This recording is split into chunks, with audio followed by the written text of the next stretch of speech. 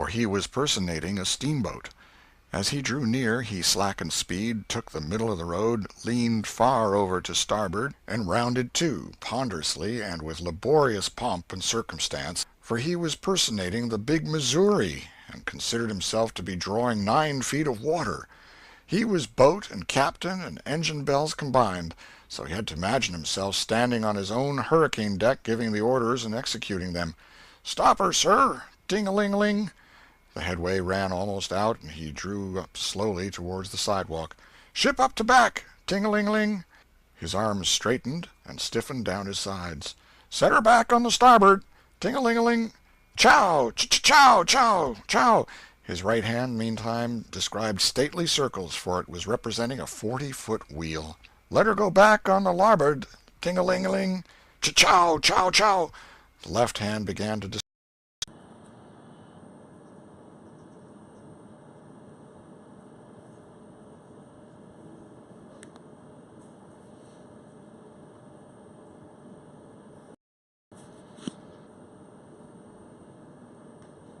Tom went on whitewashing, paid no attention to the steamboat.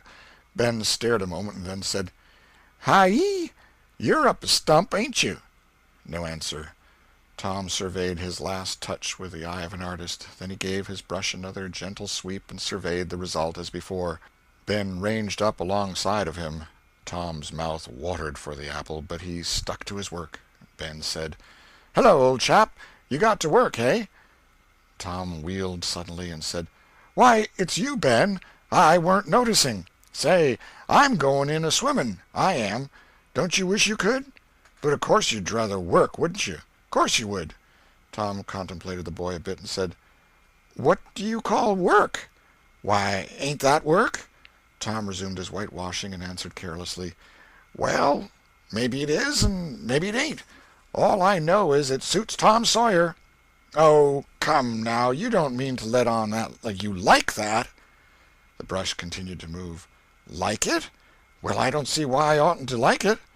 Does a boy get a chance to whitewash a fence every day?" That put the thing in a new light. Ben stopped nibbling his apple. Tom swept his brush daintily, back and forth, stepped back to note the effect, added a touch here and there, criticized the effect again. Ben, watching every move and getting more and more interested, more and more absorbed. Presently he said, "Say, Tom, let me whitewash a little." Tom considered, was about to consent, but he altered his mind. "No, no, I reckon it wouldn't hardly do, Ben. You see, Aunt Polly's awful particular about this fence, right here on the street, you know.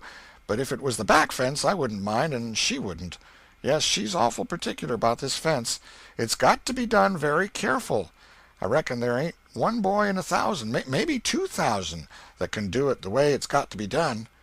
"No, is that so? Oh, come now, let me just try. Only just a little.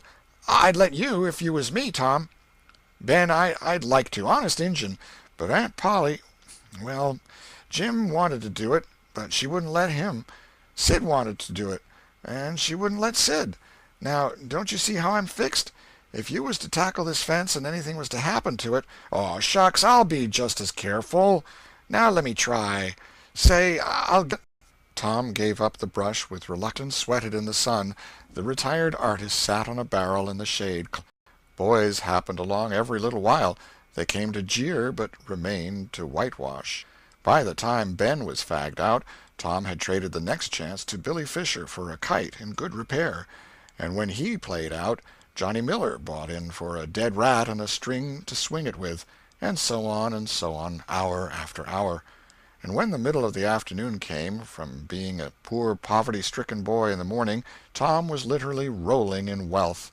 He had, beside the things before mentioned, 12 marbles, part of a jew's harp, a piece of blue bottle glass to look through, a spool cannon, a key that wouldn't unlock anything, a fragment of chalk, a glass stopper of a decanter, a tin soldier, a couple of tadpoles, 6 firecrackers, a kitten with only one eye, a brass doorknob, a dog collar but no dog, the handle of a knife, 4 pieces of orange peel, and a dilapidated old window sash. He had had a nice, good, idle time all the while, plenty of company, and the fence had had 3 coats of whitewash on it. If he hadn't run out of whitewash, he would have bankrupted every great law of human action without knowing it, namely, that in order to make a man wise philosopher like the writer of this book now have come, and this would help him to understand why constructing a wall is only amusement, because the privilege. This is Part 1, Chapter 1 of a double-barreled detective story. We ought never to do wrong when people are looking. The first scene is in the country, in Virginia. The time, 1880. There has been a wedding between a handsome young man of slender means and a rich young girl, a case of love at first sight, and a precipitate marriage, a marriage bitterly opposed by the girl's widowed father. Jacob Fuller, the bridegroom, is 26 years old, is of an old but unconsidered family, which had by compulsion emigrated from Sedgemoor, and for King James Purse's profit, so everybody said, some maliciously, the rest merely because they believed it. The bride is 19, and beautiful. She is intense, high-strung, romantic, immeasurably proud of her Cavalier blood, and passionate in her love for her young husband. For its sake she braved her father's displeasure, endured his reproaches, listened with loyalty unshaken to his warning predictions, and went from his house without his blessing, proud and happy in the proofs she was thus giving of the quality of the affection which had made its home in her heart. The morning after the marriage there was a sad surprise for her. Her husband put aside her proffered caresses and said, "Sit down. I have something to say to you. I loved you. That was before I asked your father to give you to me. His refusal is not my grievance. I could have endured that. But the things he said of me to you, that is a different matter. There, you needn't speak. I know quite well what they were. I got them from authentic sources. Among other things he said that my character was written in my face, that I was treacherous, a dissembler, a coward, and a brute without sense of pity or compassion. The Sedgemoor trademark, he called it, and white-sleeve badge. Any other man in my place would have gone to his house and shot him down like a dog. I wanted to do it, and was minded to do it, but a better thought came to me, to put him to shame, to break his heart, to kill him by inches. How to do it? Through my treatment of you, his idol. I would marry you, and then have patience, you will see." From that moment onward, for 3 months, the young wife suffered all the humiliations, all the insults, all the miseries that the diligent and inventive mind of the husband could contrive, save physical injuries only. Her strong pride stood by her, and she kept the secret of her troubles. Now and then the husband said, "Why don't you go to your father and tell him?" Then he invented new tortures, applied them, and asked again. She always answered, "He shall never know by my mouth," and taunted him with his origin, said she was the lawful slave of a scion of slaves, and must obey, and would, up to that point but no further. He could kill her if he liked, but he could not break her. It was not in the Sedgemoor breed to do it. At the end of the 3 months he said, with a dark significance in his manner, "I have tried all things but one," and waited for her reply. "Try that," she said, and curled her lip in mockery. That night he rose at midnight and put on his clothes, then said to her, "Get up and dress." She obeyed, as always, without a word. He led her half a mile from the house, and proceeded to lash her to a tree by the side of the public road, and succeeded, she screaming and struggling. He gagged her then, struck her across the face with his cowhide, and set his bloodhounds on her. They tore the clothes off her, and she was naked. He called the dogs off, and said, "You will be found by the passing public. They will be dropping along about 3 hours from now, and will spread the news. Do you hear? Good-bye. You have seen the last of me." He went away then. She moaned to herself, "I shall bear a child to him. God grant he be a boy." The young shut herself up his heart. Then she sold the estate and disappeared. End of chapter. Right now?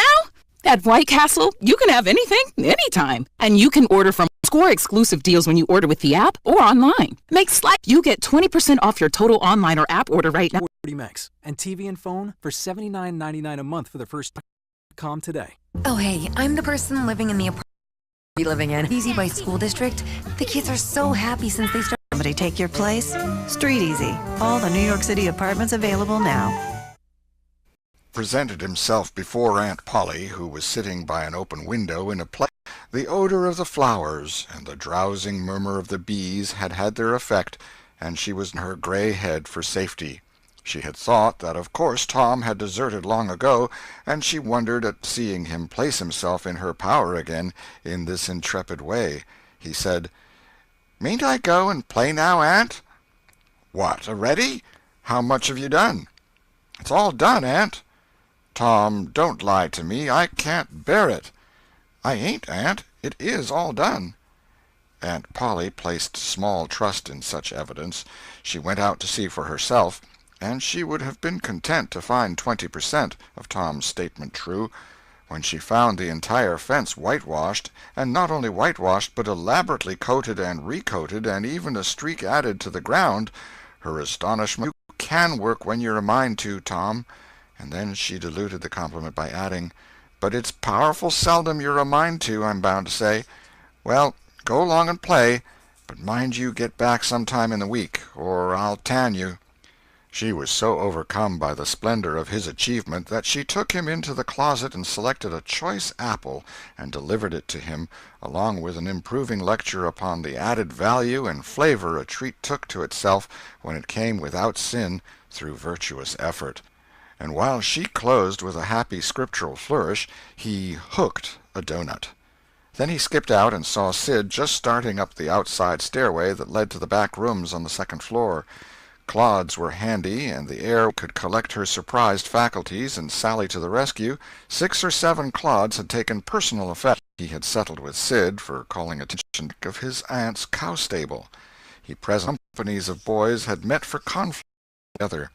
These two great commanders did not condescend to fight in victory after a long and hard-fought battle. Then the dead were counted, prisoners exchanged, the terms of the next disagreement agreed upon, and the day for the necessary battle appointed, after which the armies fell into line and marched away, and Tom turned homeward alone. As he was with yellow hair plaited into 2 long tails, white vanished out of his heart, and left not even, and behold, it was only a poor little evanescent partiality. He had been months winning her. She had confessed hardly a week ago. He had been the happiest and the proudest boy in the world only 7 short days, and here in one instant of time she had gone out of his heart like a casual stranger whose visit is done. He worshipped this new angel with furtive eye, till he saw that she had discovered him. Then he pretended he did not know she was present, and began to show off in all sorts of absurd boyish ways in order to win her admiration. He kept up this grotesque foolishness for some time, but by and by, while he was in the midst of some dangerous gymnastic performances, he glanced aside and saw that the little girl was wending her way toward the house. Tom came up to the fence and leaned on it, grieving and hoping. Tom heaved a great sigh as she put her foot on the threshold. But his face lit up right away, for she tossed a pansy over the fence a moment before she disappeared. The boy ran around and stopped within a foot or 2 of the flower, and then shaded his eyes with his hand and began to look down street as if he had discovered something of interest going on in that direction. Presently he picked up a straw and began trying to balance it on his nose, with his head tilted far back, and as he moved from side to side in his efforts, he edged nearer and nearer toward the pansy. Finally his bare foot rested upon it, his pliant toes closed upon it, and he hopped away with the treasure and disappeared round the corner. But only for a minute, only while he could button the flower inside his jacket, next his heart, or next his stomach, possibly, for he was not much posted in anatomy, and not hypercritical anyway. He returned now, and hung about the fence till nightfall, showing off as before, but the girl never exhibited herself again, though Tom comforted himself a little with the hope that she had been near some window, meantime, and been aware of his attentions. Finally he rode home reluctantly, with his poor head full of visions. All through supper his spirits were so high that his aunt wondered What had got into the child? He took a good scolding about clodding Sid, and did not seem to mind it in the least. He tried to steal sugar under his aunt's very nose, and got his knuckles rapped for it. He said, "Aunt, you don't whack Sid when he takes it." "Well, Sid don't torment a body the way you do. You'd be always into that sugar if I warn't watching you." Presently she stepped into the kitchen, and Sid, happy in his immunity, reached for the sugar bowl, a sort of glorying over. Tom was in ecstasies. His aunt came in over her spectacles. He said to himself, "Now it's coming," and the next instant he was sprawling on the floor. The potent palm was uplifted to strike again when Tom cried out, "Hold on, now, what are you belting me for? Sid broke it." Aunt Polly paused, perplexed, and Tom looked for healing pity. But when she got her tongue again, she only said, "Humph! Well, you didn't get a lick amiss, I reckon. You been into some other audacious mischief when I wasn't around, like enough." Then her conscience reproached her, and she yearned to say something kind and loving, but she judged that this would be construed into a confession that she had been in the wrong, and discipline forbade that. So she kept silence, and went about her affairs with a troubled heart. Tom sulked in a corner and exulted his woes. He knew that in her heart his aunt was on her knees to him, and he was morosely gratified by the consciousness of it. He would hang out no signals. He would take notice of none. He knew that a yearning glance fell upon him now and then through a film of tears, but he refused recognition of it. He pictured himself lying sick unto death, and his aunt bending over him beseeching one little forgiving word, but he would turn his face to the wall and die with that word unsaid. Ah, how would she feel then? And he pictured himself brought home from the river, dead, with his curls all wet and his sore heart at rest. How she would throw herself upon him, and how her tears would fall like rain, and her lips pray God to give her back her boy, and she would never, never abuse him any more.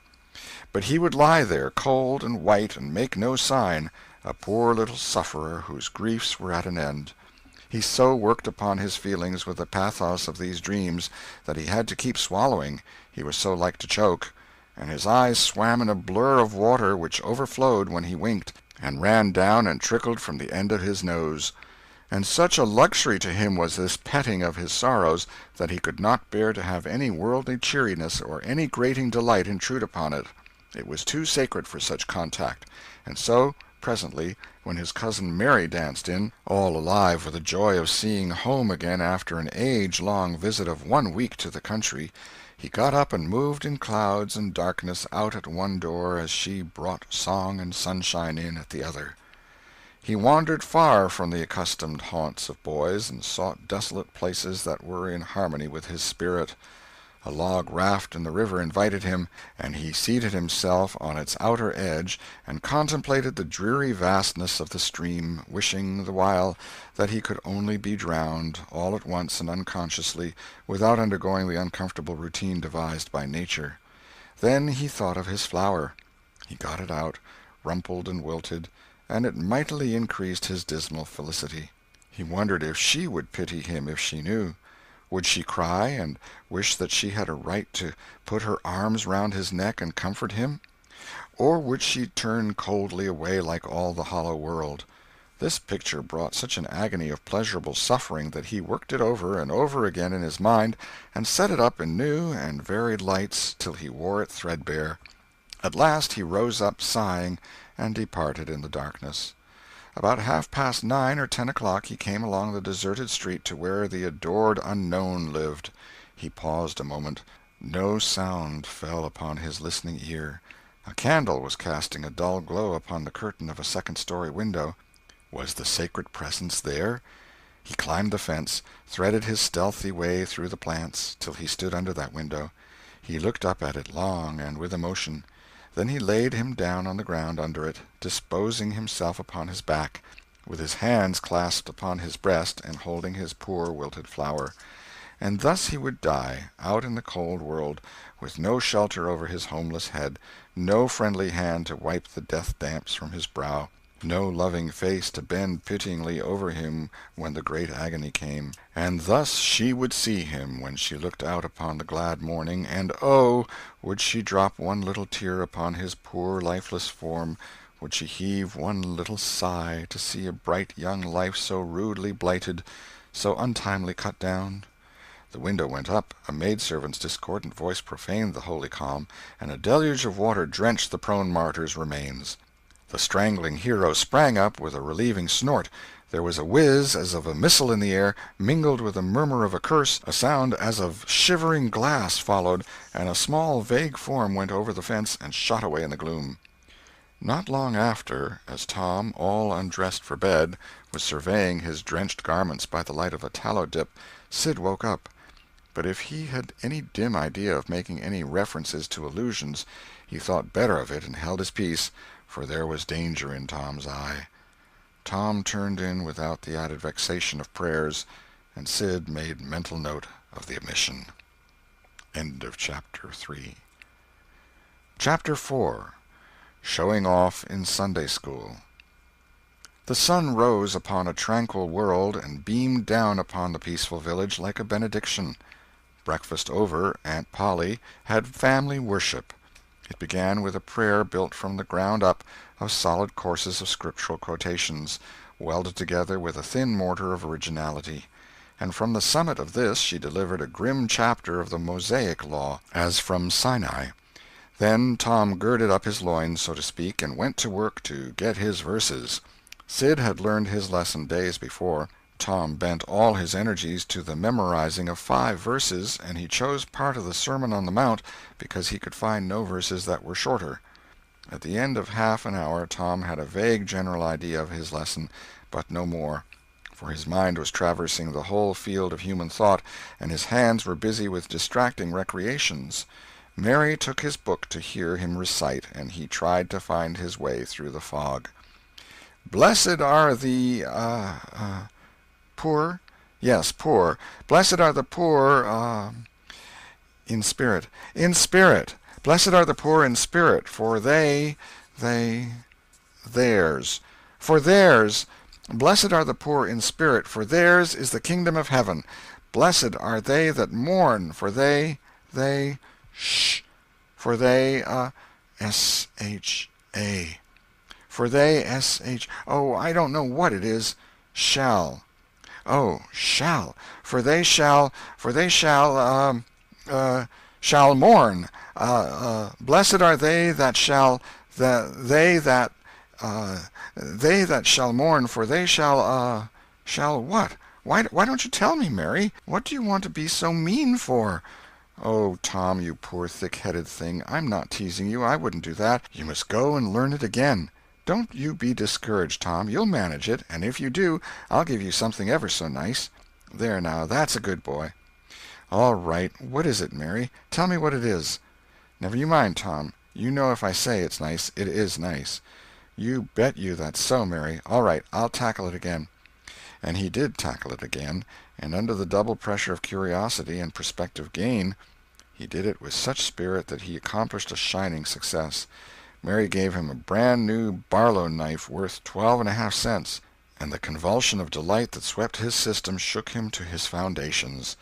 True, the knife would not cut anything, but it was a sure enough Barlow, and there was inconceivable grandeur in that, though where the Western boys ever got the idea that such a weapon could possibly be counterfeited to its injury is an imposing mystery and will always remain so, perhaps. Tom contrived to scarify the cupboard with it, and was arranging to begin on the bureau, when he was called off to dress for Sunday school. Mary gave him a tin basin of water and a piece of soap, and he went outside the door and set the basin on a little bench there. Then he dipped the soap in the water and laid it down, turned up his sleeves, poured out the water on the ground, gently, and then entered the kitchen and began to wipe his face diligently on the towel behind the door. But Mary removed the towel and said, "Now, ain't you ashamed, Tom? You mustn't be so bad. Water won't hurt you." Tom was a trifle disconcerted. The basin was refilled, and this time he stood over it a little while, gathering resolution, took in a big breath, and began. When he entered the kitchen presently, with both eyes shut and groping for the towel with his hands, an honorable testimony of suds and water was dripping from his face. But when he emerged from the towel he was not yet satisfactory, for the clean territory stopped short at his chin, and his jaws like a mask. Below and beyond this line there was a dark expanse of unirrigated soil that spread downward in front and backward around his neck. Mary took him in hand, and when she was done with him, he was a man and a brother without distinction of color, and his saturated hair was neatly brushed and its short curls wrought into a dainty and symmetrical general effect. He privately smoothed out the curls with labor and difficulty, and plastered his hair close down to his head, for he held curls to be effeminate, and his own filled his life with bitterness.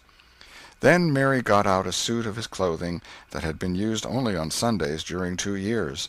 They were simply called his other clothes, and so by that we know the size of his wardrobe. The girl put him to rights after he had dressed himself. She buttoned his neat roundabout up to his chin, turned his vast shirt-collar down over his shoulders, brushed him off, and crowned him with his speckled straw hat. He now looked exceedingly improved and uncomfortable. He was fully as uncomfortable as he looked, for there was a restraint about whole clothes and cleanliness that galled him. He hoped that Mary would forget his shoes, but the hope was blighted. She coated them thoroughly with tallow, as was the custom, and brought them out. He lost his temper and said he was always being made to do everything he didn't want to do, but Mary said persuasively, "Please, Tom, that's a good boy." So he got into the shoes, snarling. Mary was soon ready, and the 3 children set out for Sunday school, a place that Tom hated with his whole heart, but Sid and Mary were fond of. Sabbath school hours were from 9 to half past 10, and then church service. 2 of the children always remained for the sermon voluntarily, and the other always remained too, for stronger reasons. The church's high-backed, uncushioned pews would seat about 300 persons. The edifice was but a small, plain affair, with a sort of pine-board tree-box on top of it for a steeple. At the door Tom dropped back a step and accosted a Sunday-dressed comrade. "Say, Billy, got a yaller ticket?" "Yes." "What'll you take for her?" "What'll you give?" "Piece of licorice and a fish-hook." "Let's see 'em." Tom exhibited. They were satisfactory, and the property changed hands. Then Tom traded a couple of white alleys for 3 red tickets, and some small trifle or other for a couple of blue ones. He waylaid other boys as they came, and went on buying tickets of various colors 10 or 15 minutes longer. He entered the church, now with a swarm of clean and noisy boys and girls, proceeded to his seat, and started a quarrel with the first boy that came handy. The teacher, a grave elderly man, interfered, then turned his back a moment, and Tom pulled a boy's hair in the next bench, and was absorbed in his book when the boy turned round, stuck a pin in another boy presently in order to hear him say "ouch," and got a new reprimand from his teacher. Tom's whole class were of a pattern, restless, noisy, and troublesome. When they came to recite their lessons, not one of them knew his verses perfectly, but had to be prompted all along. However, they worried through, and each got his reward, in small blue tickets, each with a passage of Scripture on it. Each blue ticket was pay for 2 verses of the recitation. 10 blue tickets equaled a red one, and could be exchanged for it. 10 red tickets equaled a yellow one. For 10 yellow tickets the superintendent gave a very plainly bound Bible, worth 40 cents in those easy days, to the pupil. How many of my readers would have the industry and application to memorize 2,000 verses even for a Doré Bible? And yet Mary had acquired 2 Bibles in this way. It was the patient work of 2 years, and a boy of German parentage had won 4 or 5. He once recited 3,000 verses without stopping. But the strain upon his mental faculties was too great, and he was little better than an idiot from that day forth. A grievous misfortune for the school, for on great occasions before company the superintendent, as Tom expressed it, had always made this boy come out and spread himself. Only the older pupils managed to keep their tickets and stick to their tedious work long enough to get a Bible, and so the delivery of one of these prizes was a rare and noteworthy circumstance. The successful pupil was so great and conspicuous for that day that on the spot every scholar's heart was fired with a fresh ambition that often lasted a couple of weeks. It is possible that Tom's mental stomach had never really hungered for one of those prizes, but unquestionably his entire being had for many a day longed for the glory and the éclat that came with it. In due course the superintendent stood up in front of the pulpit with a closed hymn-book in his hand and his forefinger inserted between its leaves, and commanded attention. When a Sunday-school superintendent makes his customary little speech, a hymn-book in the hand is as necessary as is the inevitable sheet of music in the hand of a singer who stands forward on the platform and sings a solo at a concert. Though why is a mystery, for neither the hymn-book nor the sheet of music is ever referred to by the sufferer. This superintendent was a slim creature of 35, with a sandy goatee and short sandy hair. He wore a stiff standing collar whose upper edge almost reached his ears, and whose sharp points curved forward abreast the corners of his mouth, a fence that compelled a straight look-out ahead and a turning of the whole body when a side view was required. His chin was propped on a spreading cravat, which was as broad and as long as a bank-note, and had fringed ends. His boot-toes were turned sharply up, in the fashion of the day, like sleigh-runners, an effect patiently and laboriously produced by the young men by sitting with their toes pressed against a wall for hours together. Mr. Walters was very earnest of mien, and very sincere and honest at heart, and he held sacred things and places in such reverence, and so separated them from worldly matters, that unconsciously to himself his Sunday-school voice had acquired a peculiar intonation which was wholly absent on weekdays. He began after this fashion: "Now, children, I want you all to sit up just as straight and pretty as you can and give me all your attention for a minute or two. There, that is it. That is the way good little boys and girls should do. I see one little girl who is looking out of the window. I am afraid she thinks I am out there somewhere, perhaps up in one of the trees making a speech to the little birds." Applausive titter. "I want to tell you how good it makes me feel to see so many bright, clean little faces assembled in a place like this, learning to do right and be good," and so forth and so on. It is not necessary to set down the rest of the oration. It was of a pattern which does not vary, and so it is familiar to us all. The latter third of the speech was marred by the resumption of fights and other recreations among certain of the bad boys, and by fidgetings and whisperings that extended far and wide, washing even to the bases of isolated and incorruptible rocks like Sid and Mary. But now every sound ceased suddenly, with the subsidence of Mr. Walters' voice, and the conclusion of the speech was received with a burst of silent gratitude. A good part of the whispering had been occasioned by an event which was more or less rare, the entrance of visitors. Lawyer Thatcher, accompanied by a very feeble and aged man, a fine, portly, middle-aged gentleman with iron-gray hair, and a dignified lady who was doubtless the latter's wife. The lady was leading a child. Tom had been restless and full of chafings and repinings, conscience-smitten too. He could not meet Amy Lawrence's eye, he could not brook her loving gaze. But when he saw this small newcomer his soul was all ablaze with bliss in a moment. The next moment he was showing off with all his might, cuffing boys, pulling hair, making faces, in a word using every art that seemed likely to fascinate a girl and win her applause. His exaltations had but one alloy, the memory of his humiliation in this angel's garden, and that record in sand was fast washing out under the waves of happiness that were sweeping over it now. The visitors were given the highest seat of honor, and as soon as Mr. Walters' speech was finished he introduced them to the school. The middle-aged man turned out to be a prodigious personage, no less a one than the county judge, altogether the most august creation these children had ever looked upon, and they wondered what kind of material he was made of, and they half wanted to hear him roar, and were half afraid he might, too. He was from Constantinople, 12 miles away, so he had traveled, and seen the world. These very eyes had looked upon the county courthouse, which was said to have a tin roof. The awe which these reflections inspired was attested by the impressive silences and the ranks of staring eyes. This was the great Judge Thatcher, brother of their own lawyer.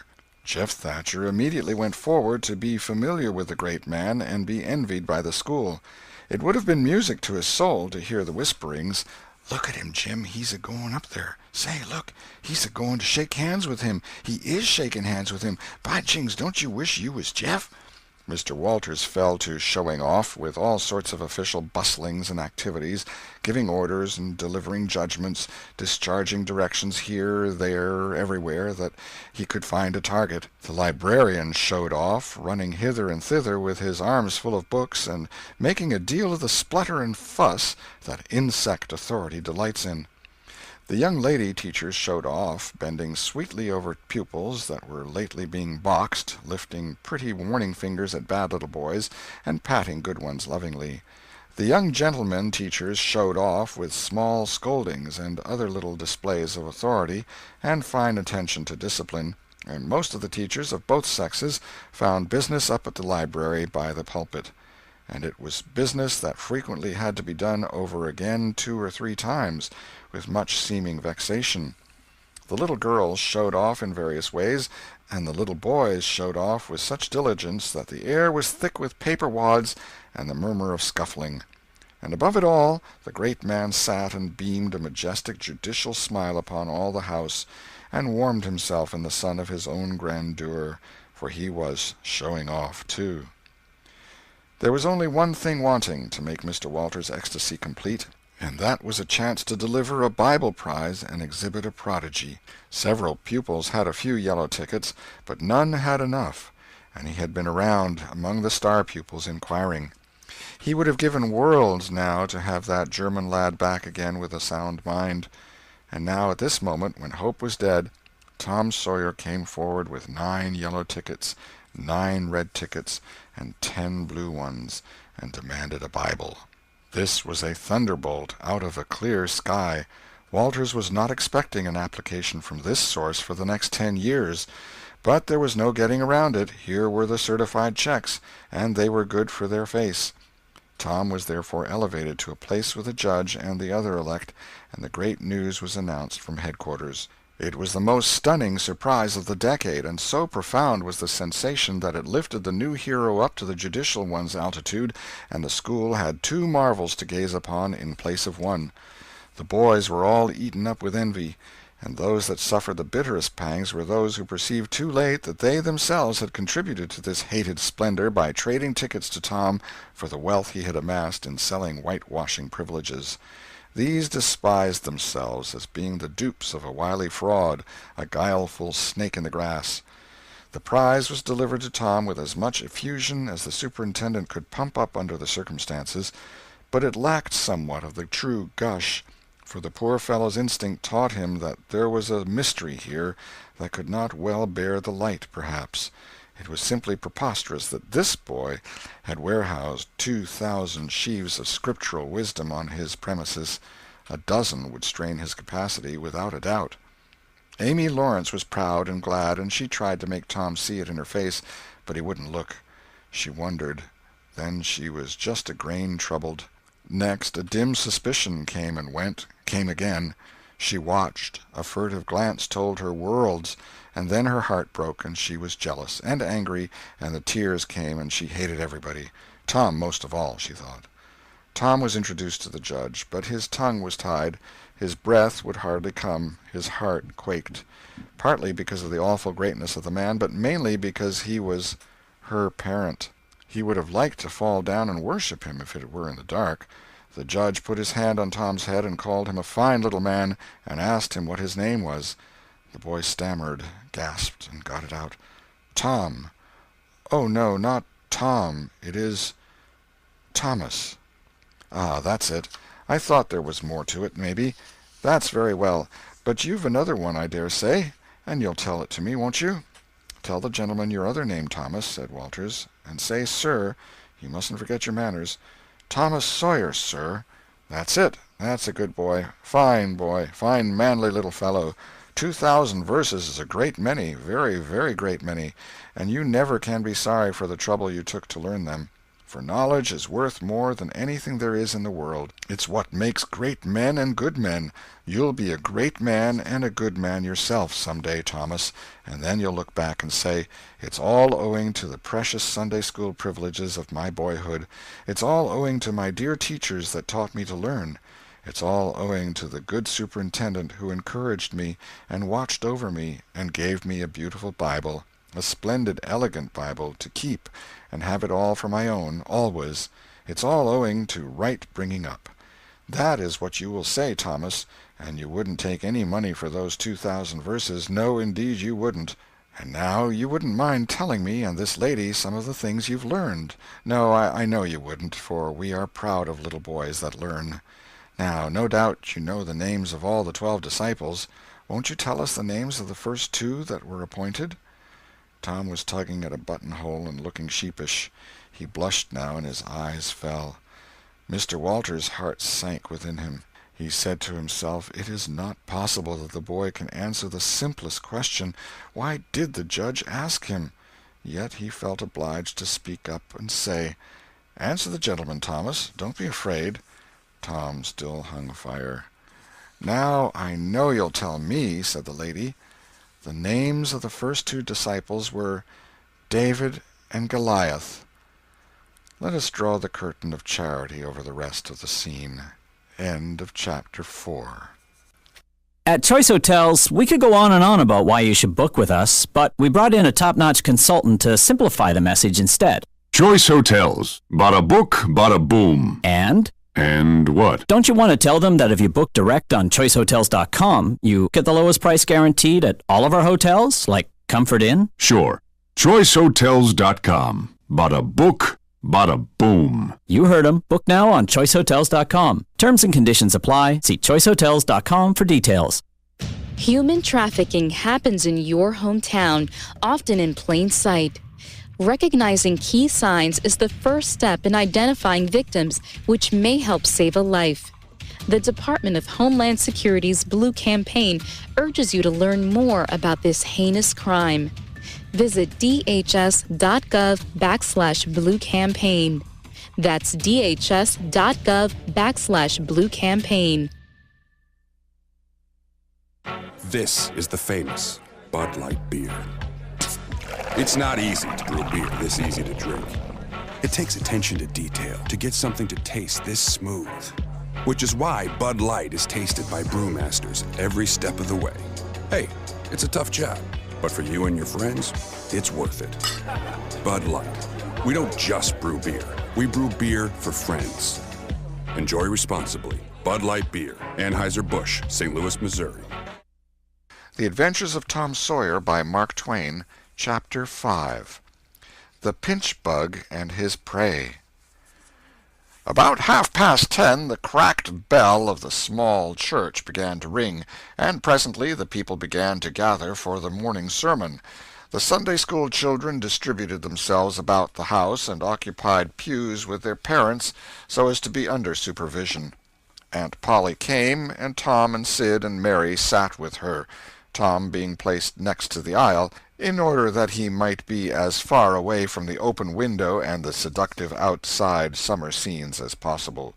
The crowd filed up the aisles, the aged and needy postmaster, who had seen better days, the mayor and his wife, for they had a mayor there among other unnecessaries, the justice of the peace, the widow Douglas, fair, smart, and 40, a generous, good-hearted soul, and well-to-do, her hill mansion the only palace in the town, and the most hospitable and much the most lavish in the matter of festivities that St. Petersburg could boast, the bent and venerable Major and Mrs. Ward, Lawyer Riverson, the new notable from a distance, next the belle of the village, followed by a troop of lawn-clad and ribbon-decked young heartbreakers, then all the young clerks in town in a body, for they had stood in the vestibule sucking their cane-heads, a circling wall of oiled and simpering admirers, till the last girl had run their gauntlet. And last of all came the model boy, Willie Mufferson, taking as heedful care of his mother as if she were cut glass. He always brought his mother to church, and was the pride of all the matrons. The boys all hated him, he was no good. And besides, he had been thrown up to them so much. His white handkerchief was hanging out of his pocket behind, as usual on Sundays, accidentally. Tom had no handkerchief, and he looked upon boys who had as snobs. The congregation being fully assembled now, The bell rang once more, to warn laggards and stragglers, and then a solemn hush fell upon the church, which was only broken by the tittering and whispering of the choir in the gallery. The choir always tittered and whispered all through service. There was once a church choir that was not ill-bred, but I have forgotten where it was now. It was a great many years ago, and I can scarcely remember anything about it, but I think it was in some foreign country. The minister gave out the hymn, and read it through with a relish in a peculiar style which was much admired in that part of the country. His voice began on a medium key, and climbed steadily up till it reached a certain point, where it bore with strong emphasis upon the topmost word, and then plunged down as if from a springboard. Shall I be carried to the skies on flowery beds of ease, whilst others fight to win the prize and sail through bloody seas? He was regarded as a wonderful reader. At church sociables he was always called upon to read poetry, and when he was through, the ladies would lift up their hands and let them fall helplessly in their laps, and wall their eyes and shake their heads, as much as to say, "Words cannot express it. It is too beautiful for this mortal earth." After the hymn had been sung, the Reverend Mr. Sprague turned himself into a bulletin board, and read off notices of meetings and societies and things till it seemed that the list would stretch out to the crack of doom. A queer custom which is still kept up in America, even in cities away here in this age of abundant newspapers. Often the less there is to justify a traditional custom, the harder it is to get rid of it. And now the minister prayed. A good, generous prayer it was, and went into details. It pleaded for the church, and the little children of the church, for the other churches of the village, for the village itself, for the county, for the state officers, for the United States, for the churches of the United States, for Congress, for the President, for the officers of the government, for poor sailors tossed by stormy seas, for the oppressed millions groaning under the heel of European monarchies and Oriental despotisms, for such as have the light and the good tidings, and yet have not eyes to see nor ears to hear withal, for the heathen in the far islands of the sea, and closed with a supplication that the words he was about to speak might find grace and favor, and be as seed sown in fertile ground, yielding in time